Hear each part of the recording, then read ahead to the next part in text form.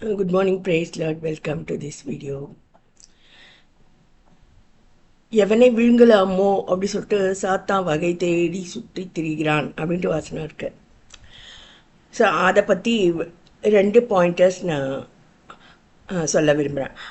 அதாவது சாத்தானுடைய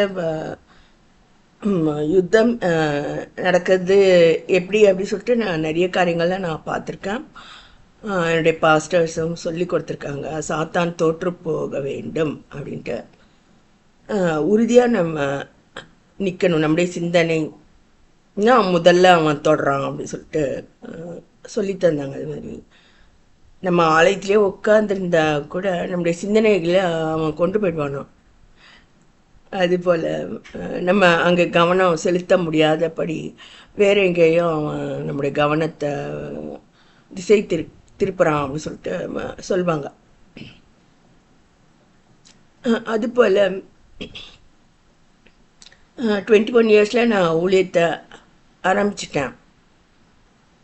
ஓரளவுக்கு வெற்றியாக நான் கொண்டு போயிட்டு இருந்தேன். அதில் ஃபாஸ்டிங் ப்ரேயரு போவேன்.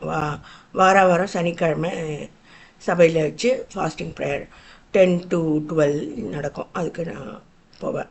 ஃபாஸ்ட்டு பண்ணலன்னா கூட நான் போவேன். அப்போ வந்து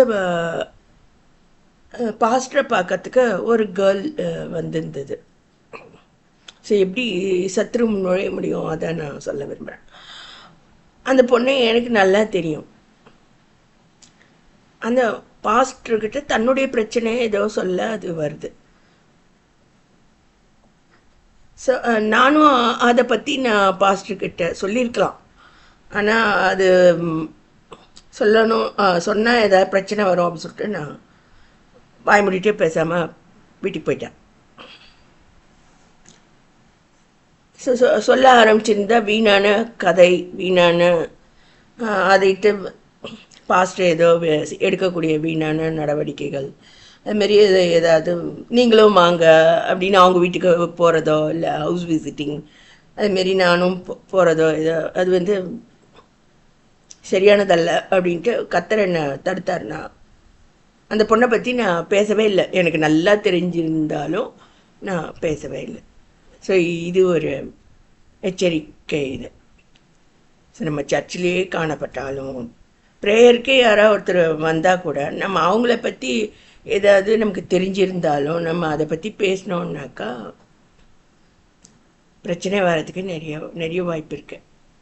ஸோ எனக்கு நிறைய எக்ஸ்பீரியன்ஸ் இருக்குது இதில். ஸோ இது ஒரு ஸோ நீங்கள் கண்டிப்பாக வெற்றி அடையணும் அப்படின்னா உங்களுடைய ஃபோக்கஸ் வந்து நீங்கள் காத்துக்கொள்ளணும். நீங்கள் எதுக்காக அங்கே இருக்கிறீங்க அப்படிங்கிறது உங்களுக்கு சரியான தரிசனம் இருந்தால் அதுலேயே நீங்கள் ஃபோக்கஸ் பண்ணிட்டு போகணும். அதில் திசை திருப்பி நம்ம போயிட்டோம்னாக்கா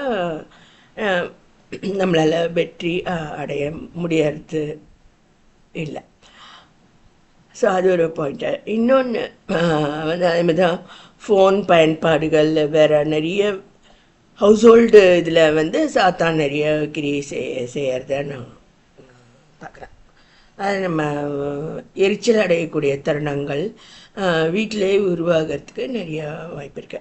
உதாரணத்துக்கு நான் இந்த கதவை மூடிட்டு நான் போய் படுத்துட்டேன்னு வைங்க, கரெக்டாக அப்போ தான் ஒருத்தர் வந்து கதவை தட்டுவாங்க. ஸோ யாரோ ஒருத்தர் கதவை தட்டணுன்னா நீங்கள் கதவை பூட்டிட்டு உள்ளே போயிடலாம், அப்படி கூட செய்யலாம். ஸோ அதுமாதிரி எப்பயுமே நடக்குது எனக்கு.